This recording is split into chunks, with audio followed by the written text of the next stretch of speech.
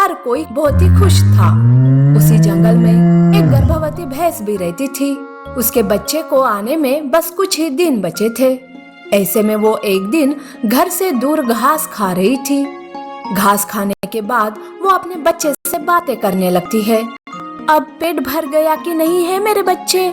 नहीं तो फिर से भूख के कारण पेट में उछल कूद करना शुरू कर दोगे। अब ना बेटा, शाम होने को आई है, हमें अब घर जाना होगा, चलो चलते हैं। तभी भैंस का रास्ता काला चीता काटता है। अपने सामने इस खतरनाक दुश्मन को देखकर भैंस का कलेजा कांप जाता है। भैंस काले चीते के सामने याचना करने लगती है। हे काले चीते, कृपा करके आज मुझे छोड़ दे। मैं मर गई तो मेरा बच्चा भी नहीं बचेगा। तुम्हें तुम्हारे बच्चों का वास्ता, दया करो मुझ बेचारी माँ पर। भैंस काले चीते के सामने अपने बच्चे की जान की भीख मांगती है। काला चीता बड़ा ही बेरहम था। पता नहीं उस पर गर्भवती भैंस के बातों का असर हुआ या नहीं। वो थोड़ी देर सोचता है और भैंस से कहता है, ठीक है भैंस, मैं तुम्हें छोड़ रहा हूँ, पर बस मेरे 10 गिनने तक ही। अगर 10 गिनने के बाद तू मेरे आंखों से ओझल हो गई तो मैं कुछ नहीं करूँगा, नहीं तो तू खुद समझ ले। अरे काले चीते, ऐसे कैसे? मैं गर्भवती हूँ, मैं ज्यादा तेज भाग नहीं सकती। ये कैसी अजीब शर्त है तुम्हारी। देख, अब बातों में तू अपना समय मत गवा। मेरी गिनती शुरू हो गई है।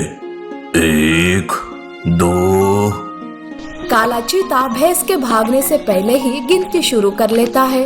तब भैंस मन ही मन सोचती है, इस निर्दयी से और क्या उम्मीद कर सकते हैं।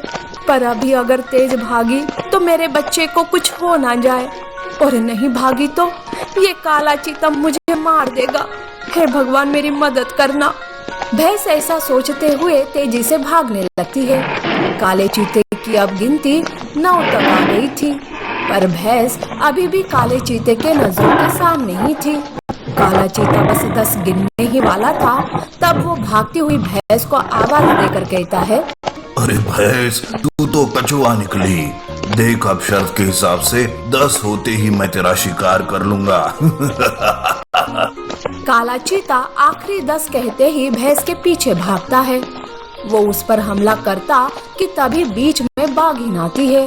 बाघिन को देखकर काला चीता रुक जाता है, तो डर के मारे भैंस भागते हुए नीचे गिर जाती है। उसे लग रहा था कि उसका आखिरी वक्त आ गया है, पर बाघिन ने ऐसे होने से रोक लिया। तब काला चीता बाघिन से कहता है, अरे बाघिन, ये मेरा और भैंस के बीच का मामला था, तू क्यों हमारे बीच में आ रही है? हट जा मेरे रास्ते से और मुझे मेरा शिकार करने दे। ये कोई हार जीत का खेल नहीं है काले चीते, ये एक माँ के वजूद का सवाल है। अरे उस माँ के बारे में सोच जो अभी यातना सहन कर रही है। वो बेचारी बच्चे की जान की भीख मांग रही थी और तुमने ये खेल रचा उसके साथ। तुम्हें तो इसकी सजा मिलनी ही चाहिए। ऐसा कहते हुए उन दोनों के बीच लड़ाई शुरू हो जाती है। बाघिन बड़ी हिम्मत और ताकत से काले चीते का मुकाबला करती है और काले चीते को मार गिरा देती है। काले चीते को मरा देख भैंस उठने की कोशिश करती है, पर तभी उसे प्रसव पीड़ा शुरू हो जाती है। बाघिन भैंस के पास जाती है और कहती है, बहन तुम ठीक तो हो ना? देखो, हिम्मत से काम लो, सब ठीक हो जाएगा। बहन, बहुत दर्द हो रहा है। अगर ऐसे में मैं ना बची तो कृपा करके मेरे बच्चे को संभाल लेना। भैंस तेजी से भागने की वजह से काफी कमजोर हो गई थी। ऐसे में वो एक बच्चे को जन्म देती है और वो बेहोश हो जाती है।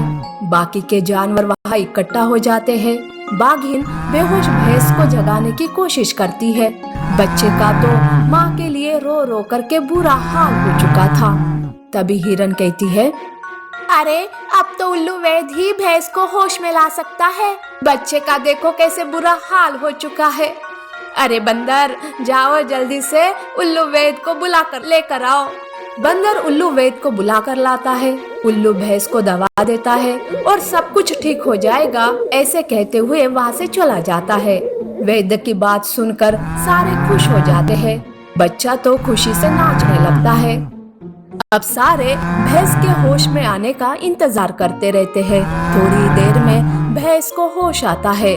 वो अपनी आंखें खोलती है तो सामने बच्चे को देखकर वो बहुत खुश हो जाती है और कहती है, मुझे तो लगा ही नहीं था कि मैं बच जाऊंगी। बाघिन बहन, तुम्हारी हिम्मत और आप सबके प्यार की वजह से मैं बच गई।